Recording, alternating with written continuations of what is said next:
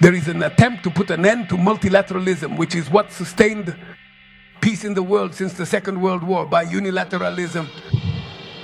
The unilateralism that President Trump wants is that the strongest one decides what the others will do. It's always the law of the strongest. I don't want to fight with the United States, but I wanted to respect me.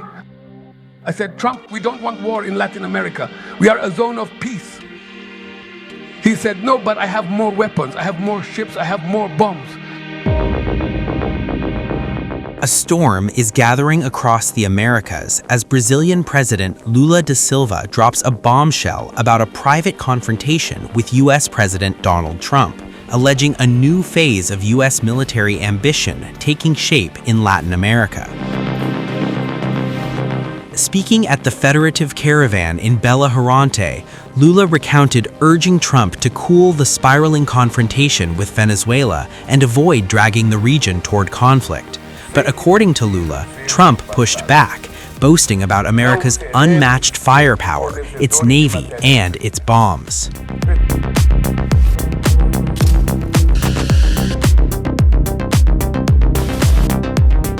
Lula told the audience he warned Trump that Latin America is a zone of peace, not a battleground for superpower muscle flexing. He insisted that diplomacy, persuasion, and dialogue, not bombs, must guide the hemispheric response to rising political and economic tensions.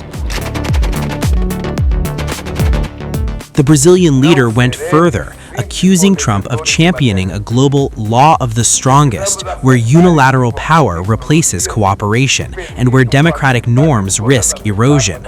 He warned that the world is entering a period of fragmentation, with Washington undermining multilateral structures and destabilizing global relations. We are living through a very important moment in Brazil. Democracy around the world is not doing well. The world has little global leadership. There is fragmentation. There is a destruction of democracy. There is an attempt to put an end to multilateralism, which is what sustained peace in the world since the Second World War, by unilateralism. The unilateralism that President Trump wants is that the strongest one decides what the others will do. It's always the law of the strongest. No one respects those who don't respect themselves. If I want to be respected, I have to respect myself. And that's why I want to have a good relationship with the United States. It's the richest country in the world. It's the most powerful country in the world. From a technological standpoint, in terms of weaponry, in terms of science and technology. I don't want to fight with the United States, but I wanted to respect me. When I was talking to him, he said to me, no, President, he talked to me a lot. I said, Trump, we don't want war in Latin America. We are a zone of peace. He said, no, but I have more weapons. I have more ships. I have more bombs. I said, man, I believe more in the power of words than in the power of weapons. Let's try to use words as a tool for convincing, for persuasion, so we can do the right things. Let's believe that words, diplomatically, are the strongest thing to understand my problems. The explosive phone call, held on 2 December, touched on tariffs, regional security, and U.S.-Brazil tensions intensified by American sanctions. It also formed part of Brazil's quiet push to mediate between Washington and Caracas as fears of a wider confrontation continue to grow. Lula ended his remarks with a stark reminder: diplomacy is the last barrier preventing Latin America from sliding into conflict, and the world cannot afford a superpower showdown on its doorstep. Meanwhile, the United States continues to ramp up pressure on Venezuela by imposing sanctions on 3 of President Maduro's nephews.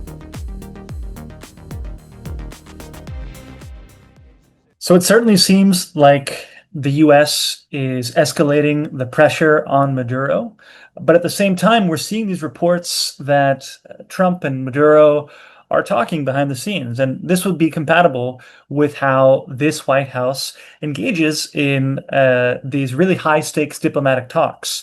Trump prefers to pile on the pressure in any kind of negotiations, and I think this case is no different. I think this administration would like to see Maduro leave. But I also think that this administration sees a larger set of goals in Venezuela relating to the White House's immigration priorities. They'd like to stop the flow of migrants and refugees from Venezuela. I think, obviously, this administration views Venezuela through the lens of oil interests. Venezuela has the world's largest proven oil reserves on the planet, and that fact is not lost on the Trump administration.